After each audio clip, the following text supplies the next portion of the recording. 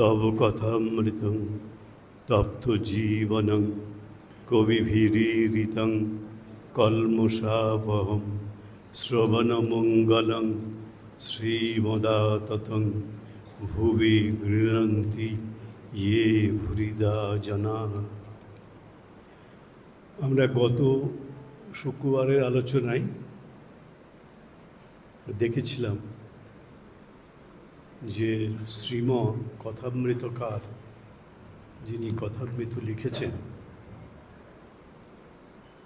তিনি এই পরিচ্ছেদের প্রথমেই গুরু প্রণাম মন্ত্রটি লিপিবদ্ধ করেছেন। শ্রীরামকৃষ্ণের সঙ্গে তার মাত্র একবার সাক্ষাৎ হয়েছে। তারপরে আমরা কথামৃতের এই অংশে আসছি, যেখানে এর মধ্যে কোনো উল্লেখ পাইনি যে কথামৃতকার শ্রীরামকৃষ্ণকে গুরু রূপে মেনে নিয়েছে, তার কোনো উল্লেখ আমরা পাইনি। কিন্তু তিনি এখানে এই পরিচ্ছেদের সূচনাতে যে গুরু প্রণাম মন্ত্রটি লিখলেন, কেন লিখলেন? তিনি গুরু পদে তাকে এখনো বরণ করেননি, অথচ কথামৃতের এই পরিচ্ছেদের সূচনাতেই তিনি গুরু প্রণাম মন্ত্রটি উল্লেখ করেছেন। গুরু প্রণাম মন্ত্র অনেক আছে, বহু আছে। তার মধ্যে আমরা যেগুলি বেশি জানি সবাই, তার মধ্যে এই গুরু প্রণাম মন্ত্রটি একটি। অখণ্ড মণ্ডলাকারং ব্যাপ্তং येन চরাচরং তৎপদং দর্শিতং येन তস্मै শ্রী গুরবে নমঃ। যিনি সেই ব্রহ্মস্বরূপকে, ব্রহ্মপদকে আমাদের জানিয়ে দেন, তার সঙ্গে আমাদের পরিচয় ঘটান, সেই গুরুকে প্রণাম করি। এই গুরু প্রণাম মন্ত্রের সারবস্তু। তো হঠাৎ তিনি এই পরিচ্ছেদের সূচনায় গুরু প্রণাম মন্ত্র দিয়ে কেন শুরু করলেন, এই নিয়ে আগের আলোচনায় আমরা বিস্তৃত আলোচনা করেছি। কারণ আমরা কোনো ক্লু পাইনি, কোনো উল্লেখ পাইনি যে তিনি তাকে গুরু রূপে মেনে নিয়েছেন। কিন্তু মাস্টারমশাই যখন লিখেছেন, তখন আমরা বুঝতেই পারি যে তার সাধারণভাবে যে পদ্ধতিতে গুরুকরণ হয়, সেই পদ্ধতিতে তিনি হয়তো শ্রীরামকৃষ্ণকে, হয়তো কেন আমরা দেখতে পাইনি তো, বা কোনো খবরও পাইনি যে গুরুরূপে বরণ করেছেন। তারপরেও এই গুরু প্রণাম মন্ত্র দিয়ে এই পরিচ্ছেদটি শুরু করছেন। তার মানে এটা আমরা ধরে নিতেই পারি যে শ্রীরামকৃষ্ণকে তিনি মনে মনে গুরু বলে মেনে নিয়েছেন। এখন তখনকার দিনের শিক্ষিত সমাজের তিনি একজন উল্লেখযোগ্য প্রতিনিধি। শ্রীম তখনকার দিনের একজন গ্র্যাজুয়েট, বিএ পাশ করা লোক। শুনেছি সেই সময় যদি কোনো গ্রামে একজন ম্যাট্রিক পাশ করত, তাকে দেখতে আশেপাশের 5টা গ্রাম থেকে লোক দেখতে আসতো যে ম্যাট্রিক পাশ করেছে। ইনি তো বিএ পাশ করেছেন, গ্র্যাজুয়েট, তো তার তো স্ট্যাটাসটা আলাদা। তো সেই মানুষটি তখনকার দিনের শিক্ষিত সমাজের একজন উল্লেখযোগ্য প্রতিভূ।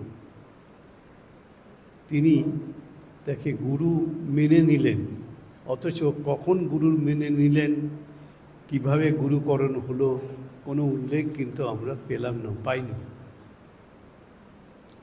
তা আমি আগের দিনে বলেছিলাম যে আমরা যারা সাধারণ গুরু, আমি একজন সাধারণ গুরু, এই ঢাকা মঠে আমি প্রতি মাসে অন্তত একবার কি দুবার একটা শুক্রবারে এখানে ভক্তদের দীক্ষা দিয়ে থাকি। সেখানে তো অনেক লোক আসে দীক্ষা গ্রহণের জন্য, কতগুলো প্রক্রিয়া আছে, ফর্ম ফিল আপ করতে হয় ইত্যাদি। কিন্তু কিছুই হলো না। এলেন উনি, বলছেন গুরু পড়েছেন, গুরুর প্রণাম মন্ত্র দিয়ে পরিচ্ছেদ শুরু করছেন। কীরকম ব্যাপার হলো, এই উত্তর আমাদের জানা নেই এখনো পর্যন্ত। এইটুকু আমরা জানি যে মাস্টারমশাই মানে শ্রীরামকৃষ্ণের কাছে আনুষ্ঠানিক দীক্ষা গ্রহণ করেননি। তাও তিনি শ্রীরামকৃষ্ণকে কিন্তু গুরুরূপে বরণ করে নিয়েছেন। আমরা তথ্যগত দিক থেকে জানি যে মাস্টারমশাই কথামৃতকার শ্রী মায়ের কাছে দীক্ষা নিয়েছিলেন, ঠাকুরের কাছে দীক্ষা নিয়েছেন সে কথা আমরা জানি না, কোনো তথ্য নেই।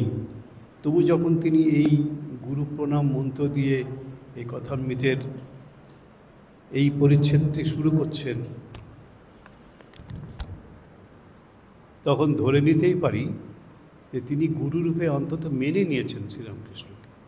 গুরুকরণ করুন অথবা না করুন, তিনি গুরুরূপে শ্রীরামকৃষ্ণকে মেনে নিয়েছেন। আমি আগের দিনে এটা নিয়ে বিস্তৃত আলোচনা করেছিলাম। এখন সাধারণত এই যে গুরুকরণের ব্যাপারটি, এটা তন্ত্রের মধ্যে বিস্তৃতভাবে আছে। তন্ত্র এমনিতে বেদের মধ্যেও গুরুর ব্যাপারটা আছে, কিন্তু বেদে সেখানে এই যে তান্ত্রিক পদ্ধতিতে আমাদের যে দীক্ষা হয়, এই পদ্ধতিটি মূলত তান্ত্রিক পদ্ধতি, তন্ত্রমতের। আর বেদে আমরা গুরুর উল্লেখ পাই। গুরু খুব প্রাচীন একটি শব্দ। আমার মনে হয় যেদিন থেকে আমরা মানে সনাতন ধর্মের মানুষ যেদিন থেকে ঈশ্বরের কথা ভাবতে শুরু করেছি, ভগবান বলে কেউ একজন আছেন, ঈশ্বর বলে কেউ একজন আছেন, তিনি সারা পৃথিবীকে, ব্রহ্মাণ্ডকে তিনি পরিচালনা করছেন, তিনি জগৎ কারণ, সেদিন থেকেই ঈশ্বরের সঙ্গে সঙ্গে গুরুর ভাবনাটাও আমাদের মধ্যে এসছে। সেই গুরুই তো নিয়ে যাবেন তার কাছে, ঈশ্বরের কাছে, এই ভাবনাটাও তখন থেকেই এসছে। এর কোনো তথ্য প্রমাণ আমাদের হাতে নেই, মানে সেভাবে তথ্য প্রমাণ আমাদের শাস্ত্রে সেভাবে রক্ষা করা হয়নি, তো সেজন্য সেগুলো নেই। পাশ্চাত্য দেশের বৈশিষ্ট্য হচ্ছে তারা সব লিপিবদ্ধ করে রাখে, সব রেকর্ড করে রাখে, রেকর্ডেড, ডকুমেন্টেড। এটা হচ্ছে পাশ্চাত্যের বৈশিষ্ট্য। আমাদের সব ডকুমেন্টেশনের মধ্যে আমরা নেই। আমরা এলাম গেলাম খেলাম, এই হচ্ছে আমাদের কাজ। আমরা ধর্মটাকে বড় সহজ করে নিই। পাশ্চাত্যের রিচুয়ালিস্টিক ধর্ম, দীক্ষার কনসেপ্ট ওদের মধ্যে নেই। তেমনই খ্রিস্টান ধর্মে ব্যাপটাইজ করার আছে, খ্রিস্টান ধর্মে দীক্ষা নিল, এটা আছে। কিন্তু আমাদের ধর্মে এই যে দীক্ষার ব্যাপারটি, এটা অত্যন্ত গভীর একটি দার্শনিক তত্ত্ব। কে গুরু? গুরু শব্দের মধ্যে দুটো অক্ষর আছে, একটা গয়ের রস্য, একটা রয়ের রস্য। এই গয়ের রস্য যে শব্দটি, সেই শব্দটির অর্থ হচ্ছে অন্ধকার, আর রয়হস্য এই শব্দটির অর্থ হচ্ছে সে অন্ধকারের যা নিরোধ করে, যাকে নাশ করে। তাহলে গুরু হচ্ছেন তিনি যিনি অন্ধকারকে দূর করেন বা অন্ধকারকে নাশ করেন। কোন অন্ধকারকে নাশ করেন? আমার মনের মধ্যে যে অন্ধকার, যেটাকে আমরা অজ্ঞানের অন্ধকার বলি, অজ্ঞতা, সে অন্ধকারকে গুরু আমাদের দূর করে দেন। এই গুরু শব্দটি গ্রী ধাতু থেকে এসছে। গ্রী সংস্কৃত ধাতু, সেই গ্রী ধাতুটির একটি অর্থ হচ্ছে গিলে ফেলা। গৃ ধাতুটির একটি অর্থ হচ্ছে গিলে ফেলা, অর্থাৎ গুরু কি করেন, গুরু ওই গৃ ধাতু থেকেই গুরু কথাটা এসছে। তো গুরু কি করেন, আমার মধ্যে যে অজ্ঞানের অন্ধকার ওটাকে তিনি গিলে ফেলেন, মানে শেষ করে দেন, দূর করে দেন। আরেকটি গৃ ধাতুর আরেকটি অর্থ হচ্ছে উপদেশ করা, পথ দেখিয়ে নিয়ে চলা। এই পথপ্রদর্শক আমরা বলি, পথ দেখিয়ে নিয়ে যাওয়া, গৃণাতি, অর্থাৎ গুরু উপদেশ দেন, আমাদের পথ দেখিয়ে দেন। সেদিন গুরু শব্দের আরেকটি অর্থ হচ্ছে তিনি পথপ্রদর্শক, তিনি আমাদের পথ দেখাবেন। এখন আবার গুরু শব্দের আরেকটি অর্থ আছে গিরতি, মানে যিনি বিচ্ছুরণ করেন, যিনি জ্ঞানের বিচ্ছুরণ করেন, যিনি এমন একটি ব্যক্তিত্ব যার কাছ থেকে গেলে আমরা নতুন জ্ঞানের আলো পেয়ে থাকি। জ্ঞান তো আমরা প্রতিদিনই পাচ্ছি, স্কুলে পাচ্ছি, কলেজে পাচ্ছি, বিশ্ববিদ্যালয়ে পাচ্ছি, আর এমনি জীবনের নানা ক্ষেত্রে আমরা জ্ঞান পাচ্ছি, সর্বক্ষণ পাচ্ছি। তো গুরু আমাদের কোন জ্ঞান দেন? গুরু আমাদের সেই জ্ঞান দেন যে জ্ঞানের মাধ্যমে আমরা এই জগৎ প্রপঞ্চের বাইরে যিনি আছেন, ভিতরে যিনি আছেন, এই জগৎ প্রপঞ্চের মধ্যে সর্বানুস্যূত হয়ে যিনি বিদ্যমান আছেন তাকে আমাদের জানিয়ে দেন। আমাদের উপনিষদের মধ্যে, মানে বেদের মধ্যেই বলা হচ্ছে তদ বিজ্ঞানার্থং গুরুম এব অভিগচ্ছেত। তৎ মানে সেই পরম ব্রহ্ম বা পরমেশ্বর বা ভগবান, যাই বলি না কেন, তাকে আমাদের জানিয়ে দেন। তদ বিজ্ঞানার্থং, তাকে জানার জন্য আমাকে গুরুর কাছে যেতেই হবে। তৎ, এটা উপনিষদের কথা, মানে বেদের কথা। তদ বিজ্ঞানার্থং গুরুম এব অভিগচ্ছেত, তাকে জানতে হলে আমাদের গুরুর কাছে যেতেই হবে, এছাড়া আর কোনো পথ নেই।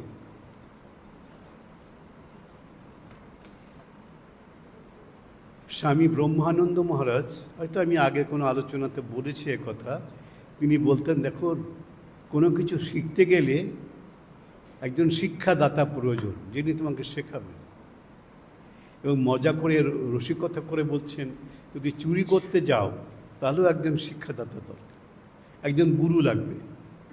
যদি গুরু করো না করে তুমি চুরি করতে যাও তাহলে প্রথমেই ধরা পড়বে, তারপরে ভাগ্যে কী আছে সে তো বুঝতেই পারছে। চুরি করার পরে যখন ধরা পড়বে তখন যে লোকে কি করবে তাকে নিয়ে, আপাতবাস্তব পিটিয়ে তাকে ঠান্ডা করে দেবে। তো সেজন্য গুরুকরণ সর্বত্র দরকার। সেকুলার ক্ষেত্রে, মানে যার সঙ্গে ধর্মের কোনো সম্পর্ক নেই, ধরুন সাধারণ পড়াশুনো, এমনি স্কুল কলেজে বিশ্ববিদ্যালয়ে যে সাধারণ পড়াশুনো, সেখানেও তো আমাদের গুরু লাগছে, শিক্ষক লাগছে, আচার্য লাগছে, এছাড়া তো চলছে না। সাধারণ ক্ষেত্রে তো লাগছেই, এমনকি চুরি করতে গেলেও গুরুকে লাগবে। যদি চুরি করার আগে গুরুর কাছে কেমন করে চুরিটা করব যদি না শিখে যায়, তাহলে উত্তম মধ্যম পড়বে এবং তারপরে জীবনের মতো শিক্ষা হয়ে যাবে, বাবা আহা আর আমার দরকার নেই। তো গুরু ছাড়া আমাদের চলবে না, গুরু বিনা গতি নাই, একটা কথা আছে, আচার্য বাক্য আছে, গুরু বিনা গতি নাই, গুরু চাই চাই। সেই রবীন্দ্রনাথের গানে আছে না, আমার হাত ধরে তুমি নিয়ে চলো সখা, আমি যে পথ চিনি না। এই যে বিস্তর একটা পথ, বহু দূরের পথ, সেই পথ আমার অজানা, এই পথের খুঁটিনাটি কোথায় কি আছে আমি জানি না, সেই পথে আমি যাব কি করে, আমাকে কে নিয়ে যাবে? কত যে গান লেখা হয়েছে গুরুকে নিয়ে, বাউল গান, সহজিয়া গান, কত গান যে হচ্ছে আমরা ছোটবেলা থেকে শুনে আসছি। বাঙালির খুব রিচ কালচার, এই বাংলা ভাষাতে গুরুকে নিয়ে খুব রিচ কালচার। সেই রবীন্দ্রনাথের কথাতে আছে, আমার হাত ধরে তুমি নিয়ে চলো সখা, আমি যে পথ চিনি না। তাহলে গুরু পথটা চেনেন, আমি পথটা চিনি না, সুতরাং যদি এমন পথে যাই যে পথটা আমার চেনা নেই, তাহলে তো আমার প্রতি পদক্ষেপে বিপদ হবে। এর জন্য এই রাস্তায় যেতে গেলে আমার একজন পথপ্রদর্শকের দরকার, যিনি আমাকে হাত ধরে নিয়ে যাবে। একদম আক্ষরিকভাবে হাত ধরবেন তা বলছি না, কিন্তু আমাকে সহায়তা করবেন, আমার সঙ্গে থাকবেন, পথটা দেখিয়ে দেবেন। এনে গুরুকে লাগবে। এখানে আমাদের একটা রহস্য থেকে যাচ্ছে যে কথামৃতকার শ্রীরামকৃষ্ণের শিষ্য বলে পরিগণিত, ডিসাইপলস অফ শ্রীরামকৃষ্ণ তিনি তার মধ্যে একজন। যে কখন তিনি ডিসাইপল হলেন, কখন তিনি শ্রীরামকৃষ্ণের শিষ্যত্ব গ্রহণ করলেন, কোনো উল্লেখ আমরা কোনো গ্রন্থে এখনো পর্যন্ত পাইনি। কিন্তু এই উল্লেখ পেয়েছি যে তিনি মাস্টারমশাই শ্রী শ্রী মায়ের কাছে দীক্ষা গ্রহণ করেছিলেন। এখন যদি কেউ বলেন শ্রীরামকৃষ্ণ আর শ্রী শ্রী মা তো একই, এই দুজনের মধ্যে তো কোনো পার্থক্য নেই, সুতরাং শ্রীরামকৃষ্ণের কাছে দীক্ষাও যা, শ্রী শ্রী মায়ের কাছে দীক্ষাও তা। এভাবে যদি বলেন তাহলে ঠিক আছে, তিনি শ্রীরামকৃষ্ণের কাছে দীক্ষা নিয়েছেন কিনা জানি না, কিন্তু শ্রী শ্রী মায়ের কাছে দীক্ষা নিয়েছেন সেটা রেকর্ড আছে। যাই হোক, এই কুটকচালের মধ্যে, এই বিতর্কের মধ্যে আমরা যেতে চাই না। আমরা দেখছি স্ট্রেট তিনি লিখছেন, গুরু প্রণাম করছেন, গুরুকে প্রণাম জানাচ্ছেন। তিনি বলুন আর না বলুন, তিনি যে তাকে গুরুপদে বরণ করেছেন এটা তো সত্য। আমার যিনি মেন্টার, যিনি আমাকে তৈরি করেছিলেন, নরেন্দ্রপুরের যিনি প্রতিষ্ঠাতা, এখানকার যিনি বিখ্যাত অধ্যক্ষ ছিলেন পূজ্যপাদ স্বামী অক্ষরানন্দজি, তিনিও তার হাতে তৈরি হয়েছেন। পূজ্যপাদ স্বামী লোকেশ্বরানন্দজি, আমিও তার হাতেই তৈরি হয়েছি। অক্ষরানন্দজি এবং আমি একই মানুষের কাছে, আমাদের শিক্ষা দীক্ষা জীবনের সব কিছুই তার কাছেই আমাদের হয়েছে। এবং যদি একই গুরুর কাছে শিষ্য শিষ্যা হয়ে যায়, তাহলে একটা অ্যাফিনিটি গ্রো করে, কিন্তু এটা একটু টান। আমাদের একজন স্বামীজি ছিলেন, যার নাম হয়তো আপনারা অনেকে জানেন, স্বামী চন্ডিকা আনন্দ মহারাজ। অনেক গান আছে, শ্রী শ্রী মায়ের শিষ্য, বহু গান তিনি লিখেছেন। আজকেও আমাদের যে বিবেকানন্দ শিক্ষা সংস্কৃতি পরিষদ গোটা বাংলাদেশের, এখানে আজকে অনুষ্ঠান হলো, সকালে দুপুর পর্যন্ত হয়েছে। আপনাদের মধ্যে কেউ কেউ হয়তো সেখানে ছিলেন। তো সেই অনুষ্ঠানে আমাকে একজন বলছিলেন যে স্বামী অক্ষরানন্দজি কি আপনি দেখেছেন?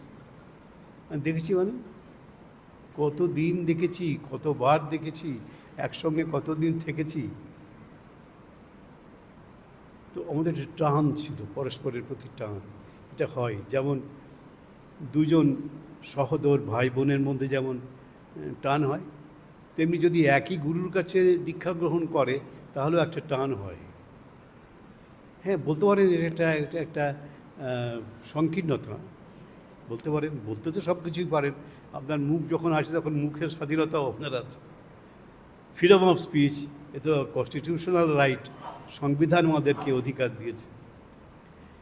কিন্তু সংবিধান এই অধিকার আমাদের দেয়নি এমনি যা খুশি বলতে পারবেন, যাকে খুশি যখন তখন যা বলতে পারবেন, এই অধিকার কিন্তু দেয়নি। ফ্রিডম অফ স্পিচ দিয়েছেন, কিন্তু এর মধ্যে একটা সংযম, একটা শালীনতা, একটা রেস্ট্রেন, একটা জায়গা অবধি থামতে হবে, এটা আমাদের জানতে হবে। আমরা কোথায় থামবো সেটা আমাদের জানা দরকার।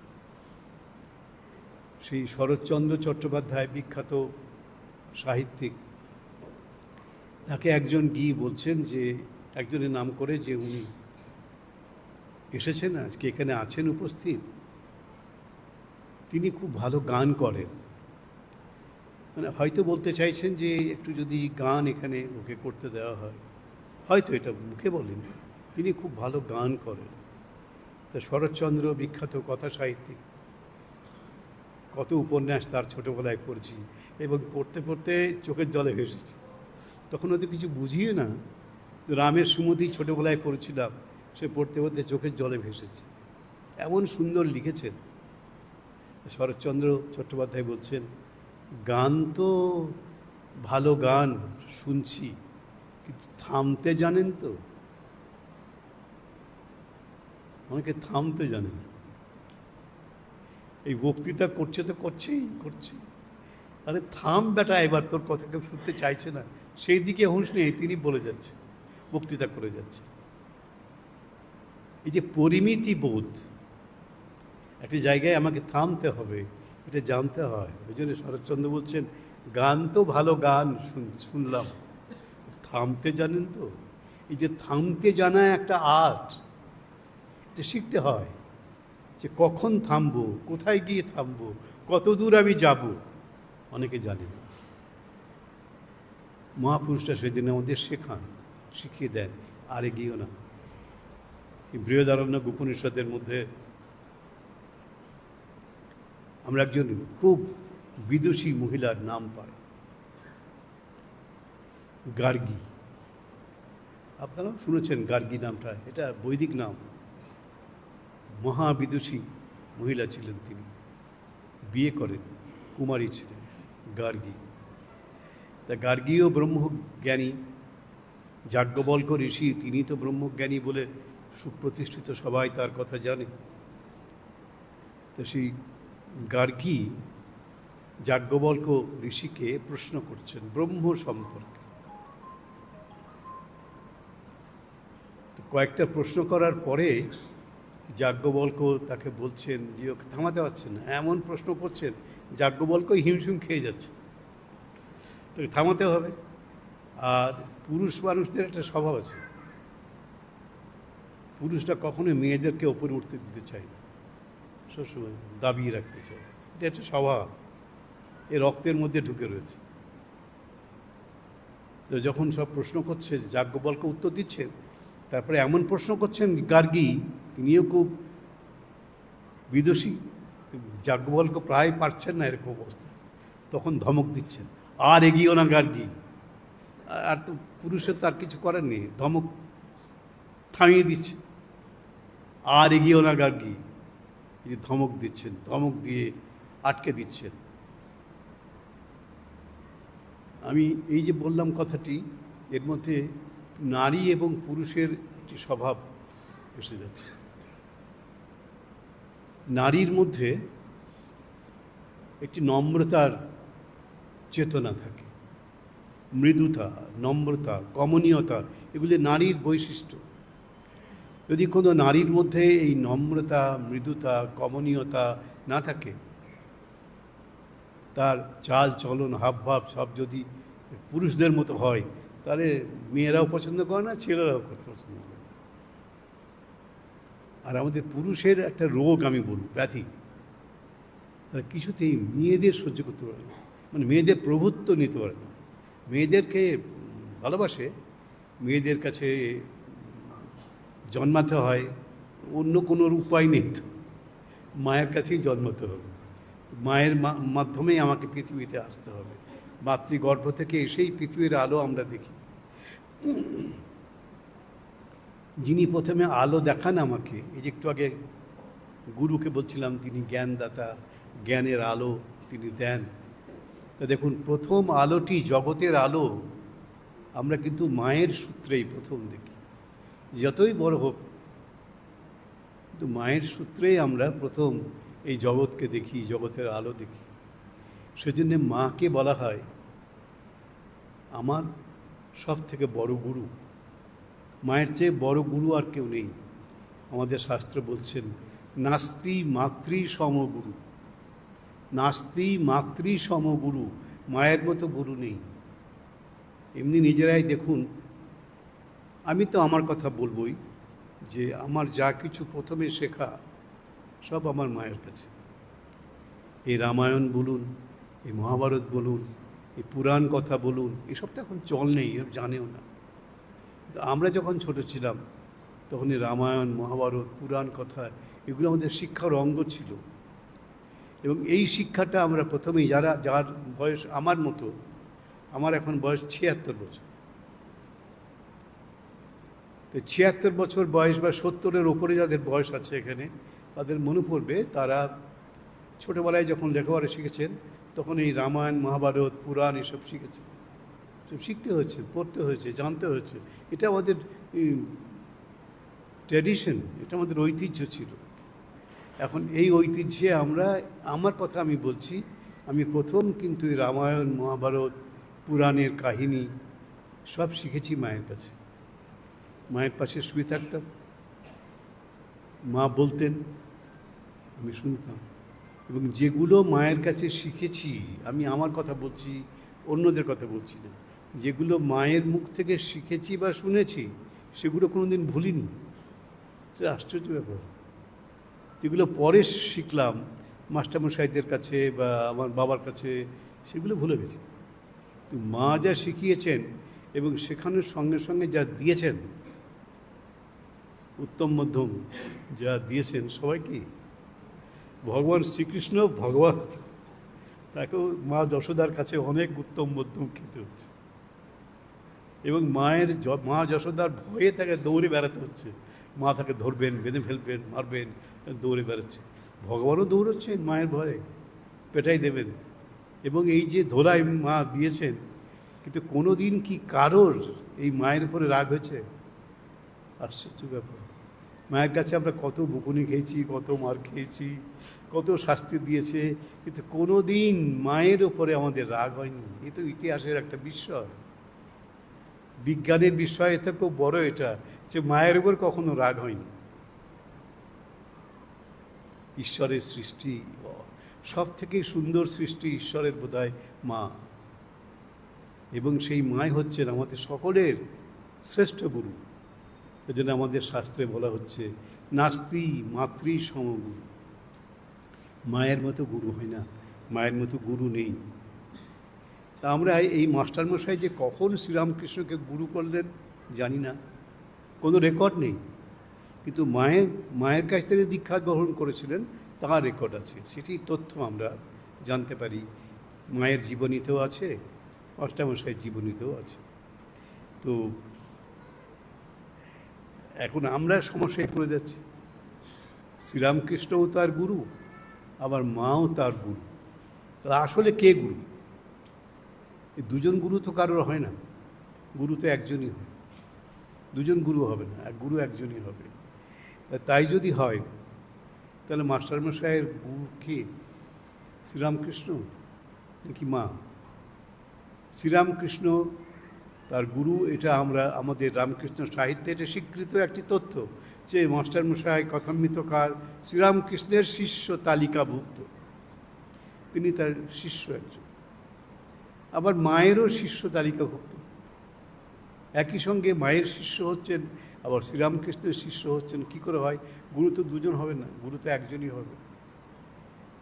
এখন আমাদের একটা তথ্য আছে, সেই তথ্য আছে আমরা শ্রীরামকৃষ্ণ এবং মাকে এক অভেদ জ্ঞান করি। শ্রীরামকৃষ্ণ নিজেও বলেছেন, ও আর আমি কি আলাদা? আমরা আলাদা নই, আমরা এক। মাও বলেছেন, ঠাকুর আর আমি কি আলাদা? আমরা এক। যদি এই দিক থেকে দেখেন, তাহলে একজনই গুরু। ঠাকুর মা দুজনে মিলে একটি এন্টিটি হচ্ছে, একজন গুরু হচ্ছে। এখন গুরু কি করেন? আমি একটু আগে বললাম, গুরু গিলতি, মানে গিলে ফেলেন। আমাদের যত অজ্ঞানের অন্ধকার সবকে গুরু একদম গপ গপ করে গিলে ফেলেন। উপদেশ দেন, শিক্ষাদান করেন, এ তো আছেই। জ্ঞানের দৃষ্টি খুলে দেন, এ তো আছেই। কিন্তু বলছেন গিলে ফেলেন আমার সমস্ত অজ্ঞানের অন্ধকার, তিনি গুরু গিলে ফেলেন। সেই জন্যই তিনি গুরু। এই জন্য একটা কথা আমাদের চালু আছে, আমাদের আগে যখন গুরু যারা করেছেন বা হয়েছেন, গুরু বলতেন, তোমার এই জন্মের পাপ আমাকে দিয়ে দাও, গত জন্মের পাপ আমাকে দিয়ে দাও, এর আগে যতবার জন্মেছ সব জন্মের পাপ আমাকে দিয়ে দাও। মহা ঝামেলার ব্যাপার। এবং তারপরে কি হতো, দেখতাম গুরুদের শরীর আর ভালো যায় না। এই অসুখ, সেই অসুখ, কত রকম অসুস্থতা গুরুদের শরীরকে গ্রাস করে। সবাইকেই দেখেছি, অনেক গুরুকে খুব অসুস্থ থাকতে হয়েছে। আমি এটা ভেতরের কথা বলে দিচ্ছি, আমি যখন দীক্ষা দিই আমি তখন কখনোই আমার শিষ্য শিষ্যাদের বলি না তোমার এই জন্মের পাপ ও আগের জন্মের পাপ সব পাপ আমাকে দিয়ে দাও, আমারটাই কে নেবে তার ঠিক নাই। আমি আবার তার এবার এই জন্ম সেই জন্ম, এখন তো আমার হাজার হাজার শিষ্য শিষ্যা হয়ে গেছে, সুতরাং এত যদি হাজার হাজার শিষ্য শিষ্যের পাপ নিতে হয় তাহলে তো আমার জেরবার অবস্থা হয়ে যাবে। সেজন্য বাবা আমি ওই একটা চালাকি করেছি যে আমি কাউকে বলি না আমার কোনো শিষ্য শিষ্যাকে তোমার এই জন্মের আগের জন্মের সব পাপ আমাকে দেবে। আরে আমি নেবার কে? পাপ তো তিনি নেবেন, ভগবান নেবেন, আমার কতটুকু ক্ষমতা, ওই জন্য আমি ওটা বলি না। আমার শিষ্য শিষ্যাদের কখনো বলি না তোমার এই জন্মের পাপ দাও, আগের জন্মের পাপ দাও। কেন বলতে যাবো? কাহা তো আমার কি দরকার ওদের পাপগুলো, কি কোথায় খুনি আসামি হয়তো কত অন্যায় করেছে, এখন তাদের সব পাপ নিয়ে মরবো আমি? আর পাপ তো বাপকেও ছাড়ে না, জানে না কথাই আছে পাপ বাপকেও ছাড়ে না। যদি আপনি পাপ করেন আজকে ছাড়া পেতে পারেন, কিন্তু পরিশেষে ছাড়া আপনি পাবেন না, আপনাকে শাস্তি পেতেই হবে যদি পাপ করেন।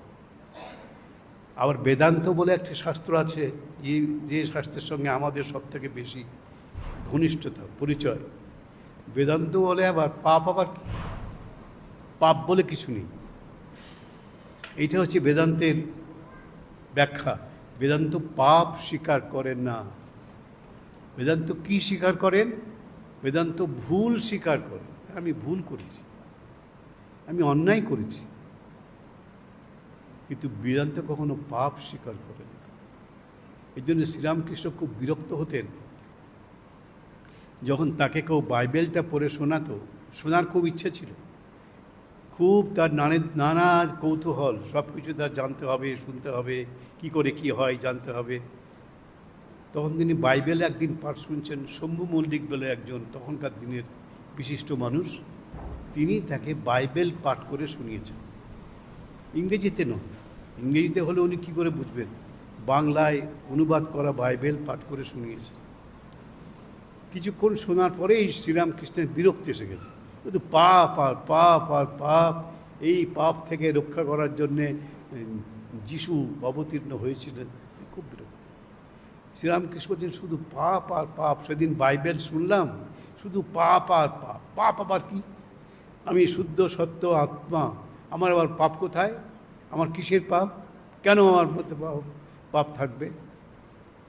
সেই আচার্য শঙ্করের বিখ্যাত স্তোত্র আছে, নির্বাণ ষটকম, মনোবুদ্ধ অহংকার চিত্তানি নাহম চিদানন্দ রূপ শিবোহম শিবোহম।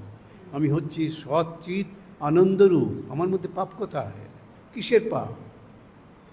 কেন পাপ? শ্রীরামকৃষ্ণ পাপ স্বীকার করেননি। আমাদের যে বেদান্ত, শ্রীরামকৃষ্ণ তো বেদান্ত পাঠ করতে যাননি, বই পড়েননি, কিন্তু তিনি মূর্তিমান বেদান্ত ছিলেন। তিনি স্বয়ং বেদান্তর সাকার বিগ্রহ হয়ে উঠেছিলেন। তিনি বলছেন শুধু পাপ আর পাপ আর পাপ। সেদিন আমাকে এক বাইবেল পাঠ করে শোনালো, শুধু পাপ আর পাপ। এই আমি সহ্য করতে পারি না। শ্রীরামকৃষ্ণ এই পাপ কথাটা সহ্য করতে পারছেন।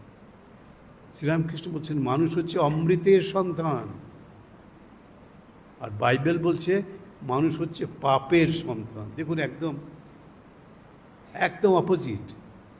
বেদান্ত বলছে আমরা অমৃতের সন্তান, শ্রীনন্ত বিশ্বে অমৃতস্য পুত্রাহা। এই পুত্র মানে শুধু ছেলে তা নয়, এই পুত্র মানে ছেলে মেয়ে সবাই, সন্তান সন্ততি, অমৃতের পুত্র, আমরা অমৃতের সন্তান। আর বাইবেল বলছে আমরা পাপের সন্তান। কেন পাপের সন্তান? যদি বাইবেল আপনারা পড়ে থাকেন, সেখানে দেখবেন মানুষের সৃষ্টি হলো আদম এবং ইভ, দুজন মানুষ পৃথিবীতে প্রথম সৃষ্ট হলেন, আদম এবং ইভ। আদম হচ্ছে পুরুষ, ইভ হচ্ছে নারী।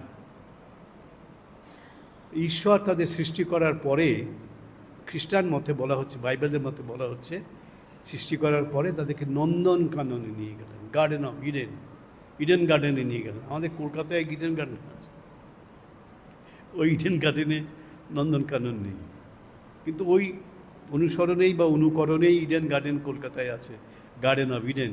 সেই স্বর্গের নন্দন কাননে ভগবান আদম এবং ইভকে নিয়ে গেল। অনেক সুন্দর সুন্দর ফল ফুল, সুন্দর জায়গা, নদী, নির্ঝরিণী, ঝর্ণা, সব তোমরা ঘুরে বেড়াও, সব কিছু খাও, আনন্দ করো। কিন্তু ওই যে দূরে একটা গাছ দেখছো, ওই গাছটার নাম হচ্ছে ট্রি অফ নলেজ, জ্ঞান বৃক্ষ। ওই বৃক্ষের ফলটি খেও না। আর সব গাছের ফল খাও, ফুলের মধু খাও, সব কিছু করো, শুধু ওই যে গাছটা, ওইটা ফরবিডেন ট্রি, এটা নিষিদ্ধ গাছ, ওই গাছের ফল খাবে না। এটা হচ্ছে জ্ঞান বৃক্ষ। এখন বাইবেলে দেখা যাচ্ছে আদম, ভগবান বলে দিয়েছেন খাবে না, তো খাবে না। কিন্তু ইভ, এখানে ইভকে একটু ছোট করা হচ্ছে। ইভ আদমকে বলছে খাও না, কি আছে, খেয়ে দেখো না, সব সব ফল খাচ্ছ, মিষ্টি, টক, তেতো, সব ফল খাচ্ছ, ওটা খেয়ে দেখো না কি আছে। আদম বলছে না না, ভগবান বলে দিয়েছেন এটা খাওয়া যাবে না। তো ইভ খোঁচাচ্ছেন খাও না, খাও না, খাও না। এই জন্যে আমাদেরকে, এই নারীকে বলা হচ্ছে তিনি আমাদের মধ্যে টেম্পটেশন এনে দিয়েছিলেন, লোভটা এনে দিয়েছিলেন নারী। এগুলো আমরা বিশ্বাস করি। এই নারীকে এরকম অবিচার করার ব্যাপারটা আমরা মোটেই মানি না। এটা বাইবেলের মত। তিনি টেম্পট করলেন, আদমকে বললেন খাও না, কি আছে খেলে, জানতেও পারবে না ভগবান, তুমি খেয়ে না। অনেকক্ষণ আদম চেষ্টা করেছে রেজিস্ট করার, ঠেকা দেওয়ার, শেষ পর্যন্ত আর পারলেন না। ওই টেম্পটেশনের কাছে নিজেকে আত্মসমর্পণ করলেন, করে ফলটা খেলেন। ইভ খেয়ে বলছে খুব ভালো ফল, খুব মিষ্টি, খেলাম, তুমি খাও। তখন সেই ইভের কথা শুনে আদমও ফলটা খেল। আর যেই ফলটা খেলো, সঙ্গে সঙ্গে ভগবান ওখানে এসে উপস্থিত। প্রথমে যখন আমাদের মানুষের সৃষ্টি হয়েছিল, তখন মানুষের দেহে কোনো পোশাক ছিল না। পোশাকের যে আমাদের প্রয়োজন, এই চেতনাটাই আমাদের ছিল না। পোশাক কেন পরব? আমরা চাইল্ড অফ নেচার, মানে পোশাক কি দরকার আমাদের, এই চেতনাটাই ছিল না। এখন ভগবান এসছেন, ডাকছেন আদম, এই তোমরা কোথায়? অন্য সময় তো আমি এলেই তোমরা ছুটে আমার কাছে আসো, আজকে আমি তোমাদের ডাকছি তবু কেউ আসছো না। তখন ইভ বলছেন, প্রভু আমরা যে নগ্ন, আমাদের গায়ে যে পোশাক নেই। তখন ভগবান বুঝেছেন গোলমাল তো হয়ে গেছে, জ্ঞান বৃক্ষের ফল খেয়েছো তোমরা, সেই জন্য তোমরা বুঝতে পারছো তোমরা নগ্ন, আমার কাছে আসা যাবে না, লজ্জার ব্যাপার আছে। তখন তিনি অভিশাপ দিলেন। ভগবান তখন অভিশাপ দিলেন। কি অভিশাপ? বড় ভগবান কীরকম ভগবান জানি না, একদম সঙ্গে সঙ্গে নির্বাসন। আমরা বেশ স্বর্গেই ভালো ছিলাম, স্বর্গেই আমাদের অরিজিনাল আবাস, সেখান থেকে ভগবান একদম মানে বাইবেলের মতে নির্বাসন দিলেন। কোথায়? এই পৃথিবীতে যাও, এবারে যাও। ওই মৃত্যুর পৃথিবীতে, ব্যাধির পৃথিবীতে, প্রতারণার পৃথিবীতে, সংশয়ের পৃথিবীতে, অবিশ্বাসের পৃথিবীতে যাও, সেখানে মরো। এ আমরা তখন থেকে নাকি বাইবেলের মতে আমরা এই পৃথিবীতে, আমাদের নাকি মৃত্যু টৃত্যু ছিল না, ভালোই ছিল, মরতাম না, বছরের পর বছর বেঁচে থাকতাম, ব্যাধি আসতো না, কিছুই আসতো না, শুধু বেঁচে থাকতাম, আনন্দ করতাম। এই আমাদের পাপের জন্যে, এই জন্য বাইবেলের একটা বড় থিওরি হচ্ছে doctrine of the original sin. Doctrine of the original sin. এই মানুষ প্রথম অরিজিনাল যে ভুলটা করলো, ঈশ্বরের অবজ্ঞা করলো, ঈশ্বরের আদেশকে অবজ্ঞা করলো, তার জন্যেই মানুষের এই পৃথিবীতে আগমন হলো। মানুষ স্বর্গেই থাকতো, বাইবেল বলছে। আমরা এইসব বিশ্বাস করি না। আমাদের বেদান্ত এসব এই স্বর্গ টর্গ এইসব বেদান্তের মধ্যে নেই। বেদান্ত স্বর্গ বিশ্বাস করে না। বেদান্ত বলে স্বর্গটা কোথায়? স্বর্গ তোমার অন্তরে, তোমার অন্তরের মধ্যেই তো স্বর্গ, এবং সেখানেই নরক। একজন কবি, ছোটোবেলায় আমি পড়েছিলাম, আমি তো ওই দেশের, ওই বাংলার মানুষ, ওইখানে জন্ম হয়েছে।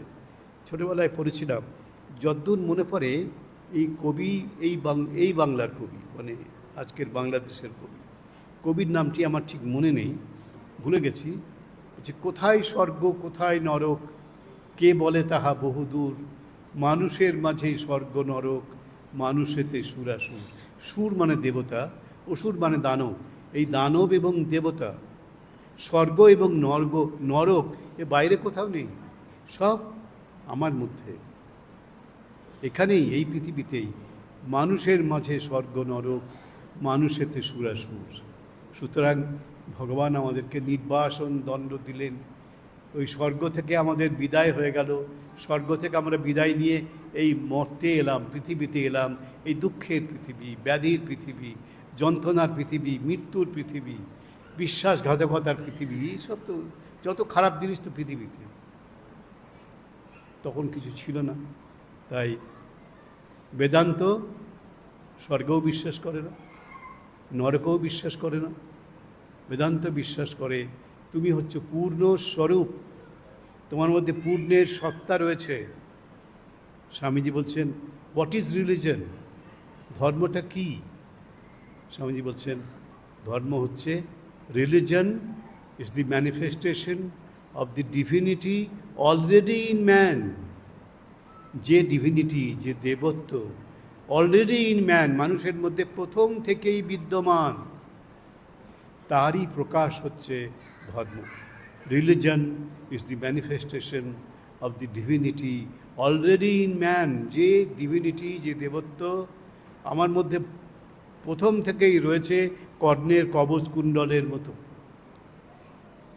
সেটার বিকাশই হচ্ছে ধর্ম। শ্রীরামকৃষ্ণ এই যুগে এসে আমাদেরকে এই বেদান্তের বাণীটা শোনালেন। খ্রিস্টান বাণী না, এ কোরআনের বাণী না, এ অন্য কোনো ধর্মের বাণী না, এই বাণী শোনালেন। মানুষের মধ্যেই দেবত্ব, মানুষের মধ্যেই পূর্ণত্ব, মানুষ কখনো পাপ করে না, এটা বেদান্তের বার্তা। স্বামী বিবেকানন্দ আমাদের শেখালেন, মানুষ কখনো পাপ করে না। আপনারা বলবেন, হ্যাঁ করি না, মানে কত পাপ করছে, খুন করছে, মিথ্যা কথা বলছে, আরও কত অন্যায় অপকর্ম করছে, তো পাপ করছে না? না, স্বামীজি বলছেন মানুষ ভুল করে। স্বামীজির বিখ্যাত কথা, man never travels from falsehood two truth. মিথ্যা থেকে মানুষ সত্যের দিকে যায় না। তাহলে কোন দিকে যায়? মানুষের যে প্রোগ্রেস, এটা কোন দিকে? বলছে ফ্রম ট্রুথ টু ট্রুথ, সত্য থেকে সত্যের দিকে, from lower truth to higher truth, from lower truth to greater truth. এটা হচ্ছে মানুষের। রত্নাকর দস্যু জানতেন না এটা যে অন্যায়, তাই তিনি করেছেন। তিনি জানতেন না। জানি না, আমরা জানি না একটা জিনিস, না জানা তার ভুল নয়, অপরাধ নয়। জানি না, অপরাধ তো নয় এটা। তাই স্বামীজি বলছেন, বেদান্ত ভুলকে স্বীকার করে, আমি ভুল করতে পারি। এবং স্বামীজি একটা বিখ্যাত কথা আমরা ওই স্বামী লোকেশানজির মুখেই প্রথম শুনেছিলাম, there is no saint without a past and there is no sinner without a future. অসাধারণ কথা। there is no saint without a past and there is no sinner without a future. এমন কোনো মহাপুরুষ নেই পৃথিবীতে জন্মাননি যার একটি অতীত নেই। এমন কোনো পাপী নেই পৃথিবীতে, জন্মাবে না কখনো। হ্যাঁ, এমন কোনো পাপী নেই যার কোনো ভবিষ্যৎ নেই। তাহলে কি কথাটা দাঁড়াও? মূল কথাটা যে প্রত্যেক পাপীর একটি ভবিষ্যৎ আছে, প্রত্যেক পাপীর একটি ভবিষ্যৎ আছে।